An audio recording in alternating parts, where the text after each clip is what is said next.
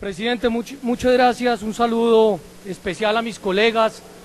por supuesto a la mesa directiva y a los ciudadanos y a las ciudadanas que en este momento nos escuchan. Presidente, yo creo que la política,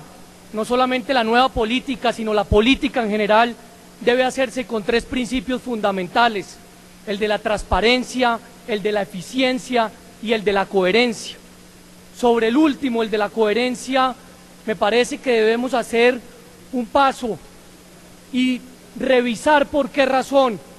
muchos de los que estamos acá, si bien es cierto pertenecemos a movimientos y a partidos minoritarios, nos hemos mantenido en ellos independientemente cuáles han sido las consideraciones de orden político estructural.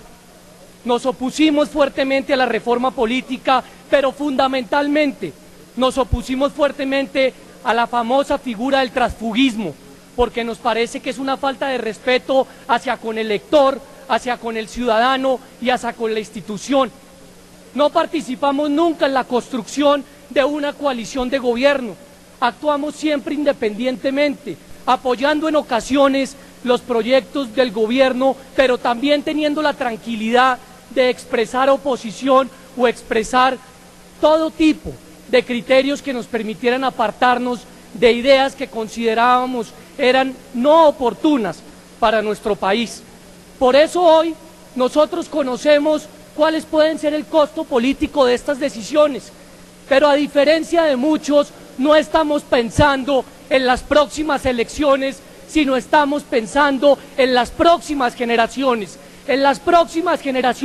de colombianos y colombianas que merecen no solamente tener la posibilidad de recordar la historia de nuestro país, sino adicionalmente de entender que mucho de lo que se ha logrado con gran sacrificio. Y recordemos, Colombia, pese a todas las dificultades que durante tanto tiempo ha tenido, ha logrado salvar su institucionalidad, ha logrado salvar su democracia. No solamente en la década de los 40 o de los 50, cuando la violencia política se daba no con la palabra, sino con las armas, generando más de 126.000 muertes, le puede dejar a uno no solamente experiencia amarga, sino por lo menos reflexión para saber por qué se dio. Ese tipo de cosas no la podemos volver a permitir. Llamemos siempre a la tolerancia, llamemos siempre al respeto por las ideas.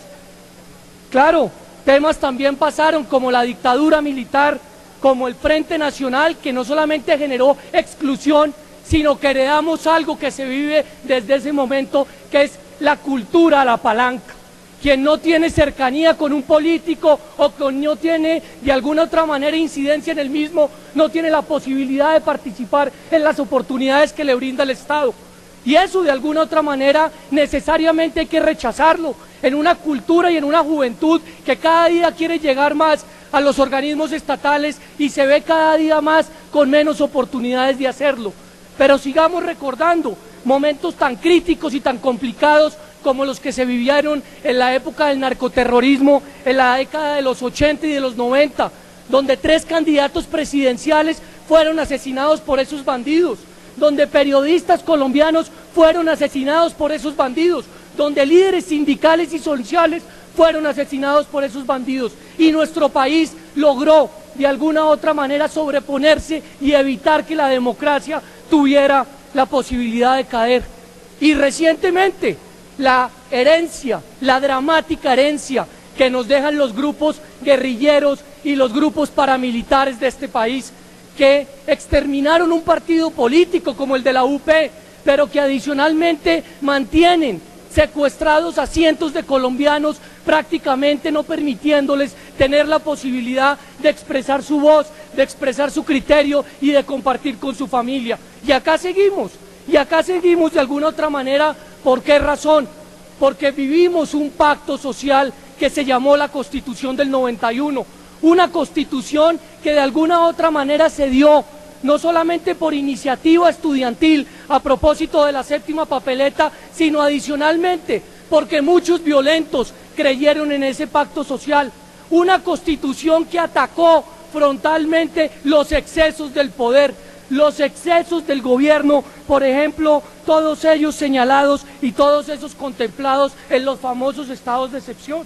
Una Constitución que rescató profundamente el respeto de los derechos civiles y que promocionó no solamente la divulgación de los mismos, sino la defensa de ellos, a través de la tutela, a través de las acciones populares, a través de los derechos sociales, o mejor denominados de tercera generación. Por eso, nosotros de alguna u otra forma estamos sintiendo que la construcción de esa Constitución, con esta determinación que se puede estar tomando en la noche de hoy, se está desboronando. Porque si bien es cierto, la Constitución del año 91 contempló un régimen presidencialista, también contempló un equilibrio de poderes para que no se abusara del mismo. Y me parece a mí que hoy vale la pena tener en cuenta algunas frases, por ejemplo, la del entonces presidente Johnson de los Estados Unidos, que claramente decía: la convicción honesta es mi coraje, la Constitución es mi guía.